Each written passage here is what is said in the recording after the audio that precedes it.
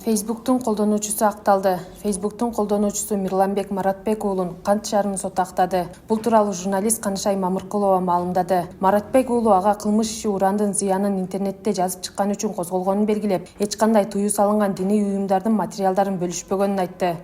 Хизбут Тахрирдин маалыматын тараткан 338 статьянын 1-бөлүгү менен айыпталган. Бул уран маселеси боюнча, уран маселеси уран кенindеги бир Facebook акчаманы бөлүшкөн. Ошол себептен ушул жүйөнү коюп атышат. Мен уран боюнча өзүмдүн ой пикиримди ачык эле айтып келем буга чейин. Азыр деле айтып келем, уранын зыяндуулугу жөнүндө. Эч качан Facebookчу болгон эмесмин.